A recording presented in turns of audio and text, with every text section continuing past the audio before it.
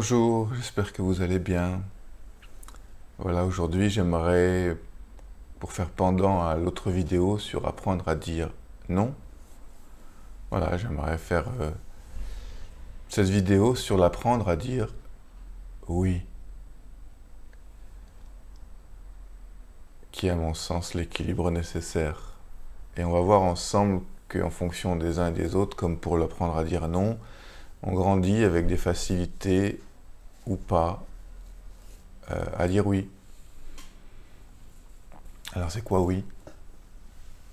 Alors, on sait par notre éducation, voilà, le oui c'est une forme d'acceptation, d'affirmation à ce que dit l'autre, ce que fait l'autre, ce que propose l'autre.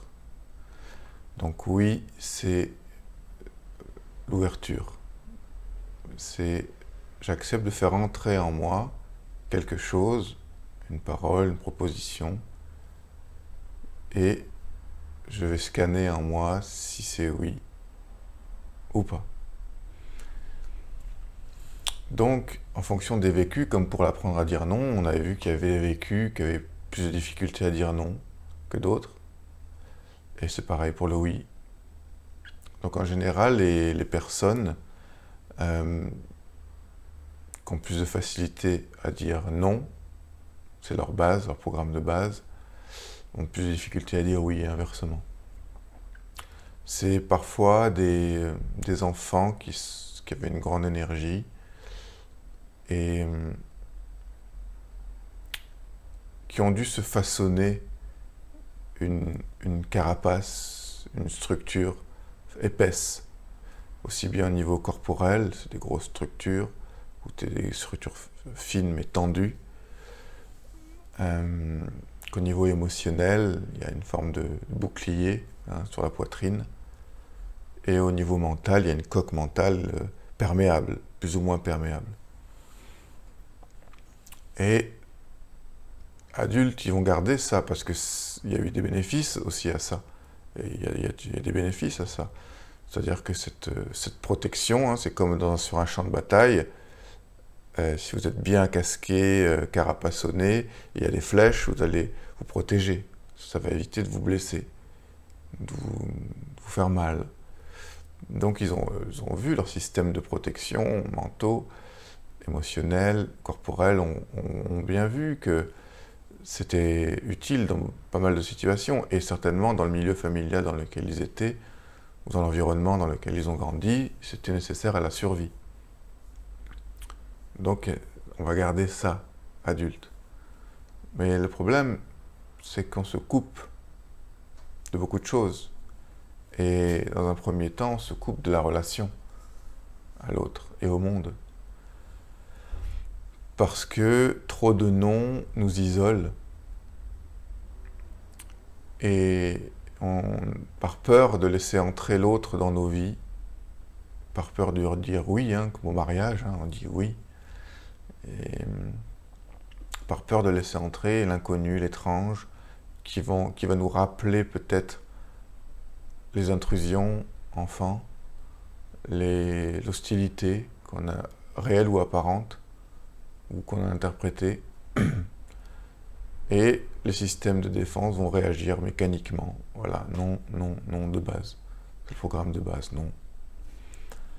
Et dans mon expérience, aussi bien dans mes accompagnements, c'est qu'il y a des gens qui ont raté des belles relations, des opportunités, par peur de dire oui, et ça les rend malheureux, parce qu'ils n'étaient pas en mesure d'accepter ce qui était là. Donc dans le oui, il y a cette acceptation. De mon point de vue, certes, il y a des gens qui ont des facilités aussi à dire oui de base, et des problématiques à dire non, donc ils sont souvent utilisés par les autres, qui eux savent très bien dire non. Et inversement, les personnes qui ont le programme de base à dire non ne sont pas en lien avec les autres, et ils perdent en humanité. Donc là, c'est la phase du oui. Comment on fait pour apprendre à dire oui quand notre programme de base, ça a toujours été non? Alors c'est un petit peu la même chose que pour l'apprendre à dire non, mais inversé. Déjà, il faut apprendre à s'observer. C'est la base en tout. Observer patiemment, voilà, comment on fonctionne au début.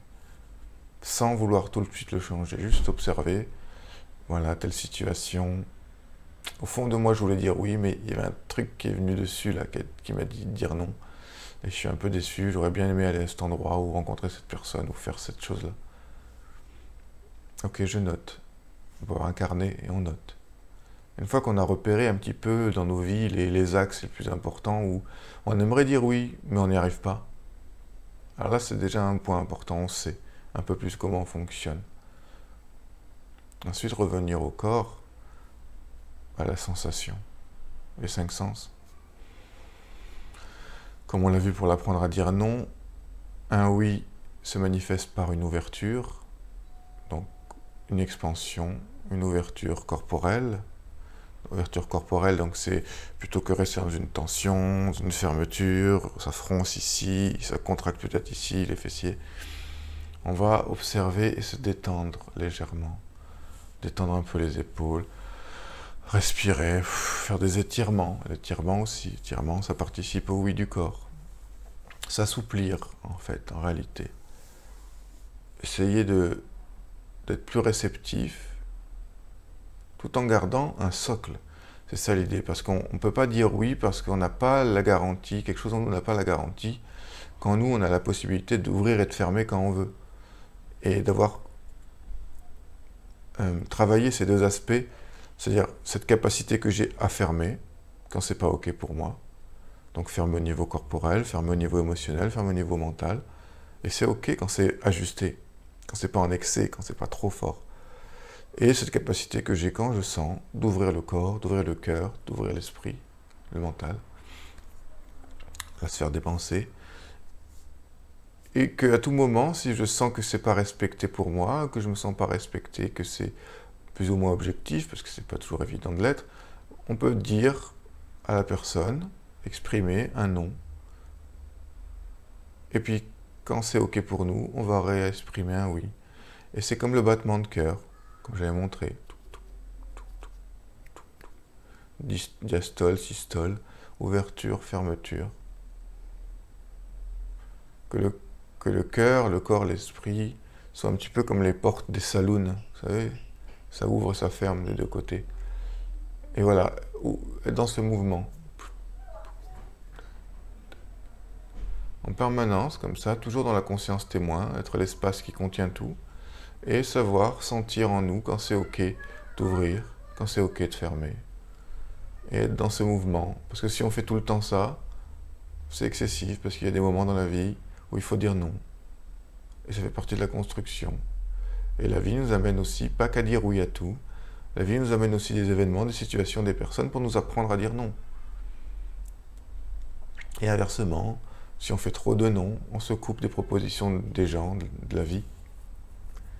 Donc vous sentez cet équilibre, encore des polarités, féminin, masculin, yin, yang, feu, eau, air, terre, tous ces éléments qui constituent notre psychisme en réalité. Ensuite, il y a un travail sur les émotions, sur la masse émotionnelle. Où ça vient me chercher, cette proposition? Est-ce que réellement il y a un danger? Ou est-ce que je ne surinterprète pas le réel? Son système de défense fait ça. Donc aller se faire accompagner, ou si on peut le faire un peu en soi, d'aller rencontrer l'émotion de fermeture, le non, et voir un petit peu la mémoire derrière traumatique peut-être qu'il y a derrière. Essayer de libérer ça. Accueillir, libérer, se laisser traverser par ça, et ensuite voir qu'en fait je meurs pas en disant oui à l'autre. Il ne me manipule pas, et s'il me manipule, j'ai appris à le voir et je peux dire non. Mais là, s'il ne manipule pas et que c'est agréable pour moi, pour nous, c'est bien, je dis oui. Allez chercher ça. Au niveau des pensées, voir un petit peu nos systèmes de pensée. Les parts de nous qui ont toujours appris à dire non. Il y a une forme de coalition de parts en nous, c'est le bloc du non, quoi. Et même si elles ne sont pas souvent d'accord entre elles, mais elles sont d'accord sur le point de vue global, la valeur globale du non. Donc aller les rencontrer, savoir pourquoi elles fonctionnent ainsi, et honorer leur talent à dire non, qui est juste, et le mettre juste à sa bonne place, et leur dire quand c'est excessif et d'aller voir aussi les parts du oui et pour rentrer en harmonie entre elles, entre les unes et les autres. Ça, c'est important. Et voir un petit peu les croyances qu'on a construites autour de tout ça. Les croyances limitantes, comment on a interprété les choses. On a créé des programmes qui ont créé des circuits neuronaux, des autoroutes neuronales, et qui sont bien creusées, et elles fonctionnent naturellement, spontanément, donc il va falloir équilibrer pour créer des autres autoroutes neuronales qui sont plus facilitées à dire oui. Donc c'est tout le travail d'accompagnement, le travail sur soi, en fait, hein, de la connaissance de soi. Ensuite, il y a le travail, bon, moi que j'aime beaucoup, parce que je trouve qu'il est direct, c'est le travail postural, la posture. La posture nous dit un petit peu, le non-verbal nous dit beaucoup sur l'état interne. Donc travailler sur cette ouverture corporelle déjà, sur la façon dont on s'assoit, la façon dont on est face à quelqu'un quand on parle. Est-ce que les pieds vont vers le côté? Est-ce que les pieds sont ouverts? Est-ce que le corps est ouvert à l'autre? Reçoit l'autre tout en gardant son centre, hein. Ça ne veut pas dire partir dans l'autre et dans la confusion, un peu maternante, quoi. Non, non, c'est juste être, voilà, je suis dans mon centre, je suis dans ma force. Je peux à tout moment dire oui ou non, parce que j'ai travaillé l'un et l'autre séparément, et ensuite j'ai rassemblé l'ensemble. Hein, c'est encore ce travail alchimique, séparer, purifier, réunir. Donc quand j'ai fait ce travail-là, je peux m'ouvrir à l'autre, le prendre dans les bras, respirer avec lui, sentir voilà, sa vibration, sentir une vibration, et que c'est comme deux cercles, hein, qui étaient l'un contre l'autre, et puis à un moment donné qui s'interpénètrent, qui partagent un espace commun, et ensuite on se défusionne, et on revient, et on danse comme ça. Hein, mais la fusion, c'est de la confusion, et la confusion, c'est con. Voilà. Donc, travailler au niveau corporel quand vraiment on marche. Parce qu'on marche de manière très affirmée, on voit que soi, on voit que sa cible, et on n'est pas ouvert à ce qui se passe alentour. Il y a d'autres possibilités de la vie, aux signes de la vie, aux événements, au sourire, aux gens, au soleil. Voilà, décrisper la démarche, prendre le temps, être plus souple. Globalement, le oui, ça participe d'une attitude de détente, d'acceptation, de souplesse des articulations, souplesse musculaire. D'être dans la souplesse, travailler la souplesse. Et la fluidité. Et ensuite nos expressions, nos façons de parler. Le timbre de voix, en général, c'est plus dans une tonalité contractive. Puis quand c'est plus léger, il y a plus de dilatation, il y a plus d'ouverture. Puis les mots qu'on emploie, si c'est des mots qui sont plus du registre du non, ou des termes, des phrases qui sont plus du registre du oui. L'écoute, travailler aussi l'écoute des autres, et laisser circuler en nous, sans peur d'être manipulé, d'être intrusé, et sentir à tout moment, je peux dire stop. Et c'est ok aussi, c'est parfait, quand c'est ajusté. Et quand je veux, je peux dire oui. Ça part de ce mouvement. Non, oui, non, oui. Voilà.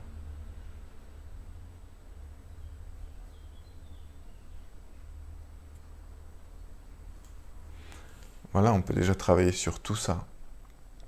Donc c'est vraiment important d'équilibrer encore une fois les polarités en nous. Les anciens, la tradition initiatique nous offrent des outils symboliques, énergétiques, qui nous permettent de voir ça, parce qu'ils sont passés par là et ils ont expérimenté, proposé des pistes de travail.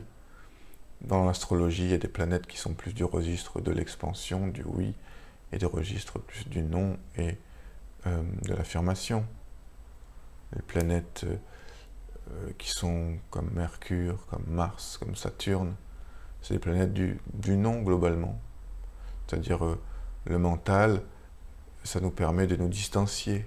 Voilà, mettre des mots sur les choses, c'est nous désidentifier, donc dire non aux identifications.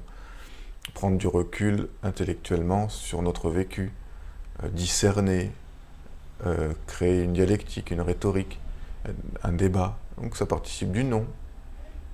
Mais c'est le non qui amène au discernement. Donc quand c'est un beau non, c'est nécessaire. Mars, c'est une planète de l'affirmation de soi, d'affirmer ses désirs, ses buts, et lutter quelque part contre ce qui nous empêche d'arriver à notre but. Hein, bouclier, épée, hop, hop, hop, hop, hop.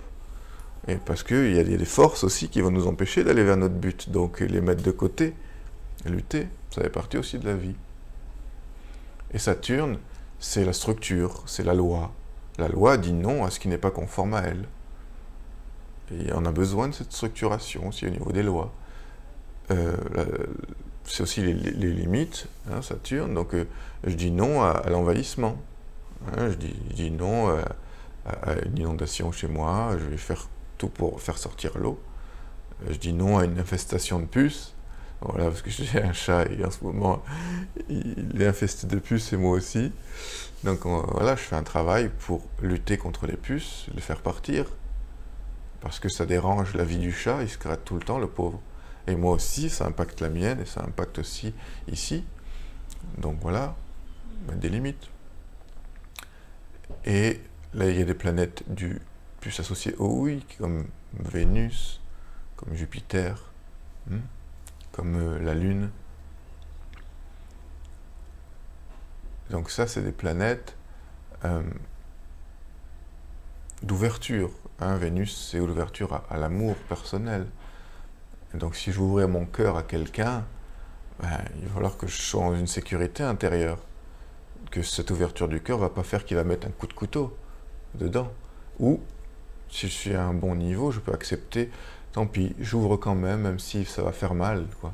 Mais je préfère laisser mon cœur ouvert que fermé. C'est un choix. Donc le oui à l'amour, le oui à la relation. Et Jupiter, c'est le oui aux autres, le oui au groupe, le oui au partage ensemble, le oui on va faire des choses ensemble, on va en faire entrer des points de vue différents, on va dire oui à tout, et on va inclure chacun, c'est l'inclusion. Et la Lune, c'est l'ouverture à la sensibilité, à la réceptivité, comment je me laisse pénétrer par certaines influences en moi, sans peur d'être manipulé par ça, parce qu'à tout moment je peux dire non, et revenir à cet espace aussi qui englobe tout, c'est une autre possibilité. Et c'est les images, c'est les intuitions, c'est les messages du monde du sens. Voilà. Donc vous voyez, si on veut monter vers l'équilibre, c'est comme si on veut éveiller la Kundalini, les deux serpents en nous. Il y a une polarité féminine et une polarité masculine, lunaire, solaire. Et c'est ce point d'équilibre entre les deux qui fait que l'énergie qui sommeille en nous va s'éveiller, électricité, magnétisme, équilibré, électromagnétisme de l'énergie qui monte.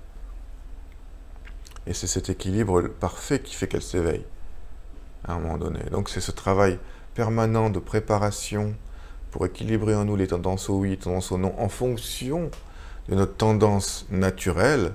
Si j'ai une tendance naturelle à 70% à dire oui, je vais travailler les 30% du non, et ça va faire 100%. Inversement, si j'ai 70% à dire non, je vais travailler les 30% de oui, et ça va me faire un équilibre de 100%. On ne parle pas d'un équilibre 50-50 qui n'est pas possible techniquement. Parce qu'on a des structures, on a des habitudes, on a des schémas de pensée, des empreintes. Mais tout le travail, c'est d'équilibrer. Et si j'arrive à équilibrer, j'arrive à 100%, peu importe. Que ce soit 50-50 ou 70-30, je suis à 100%. Donc, il y a l'équilibre. Donc, veiller en fonction des tendances latentes. Il y a beaucoup d'outils pour ça. J'utilise l'énéagramme, c'est un très bel outil pour comprendre les types de personnalités. L'astrologie, c'est un très merveilleux outil qui est millénaire. Les anciens plaçaient au même niveau que les mathématiques. C'était la science des sciences. Donc c'est comment on est structuré à la naissance et comment on utilise ce thème pour accomplir notre destinée. Donc c'est aussi une possibilité pour ceux qui sont ouverts à ça, mais sans aller dans le métaphysique ou l'ésotérique, avec les structures de personnalité comme l'énéagramme, on peut voir beaucoup de choses. Beaucoup de choses. Voilà. Équilibrer le oui, le non, et dire oui à la vie, tout en sachant qu'on peut dire non quand on le sent. Voilà, prenez soin de vous. À bientôt.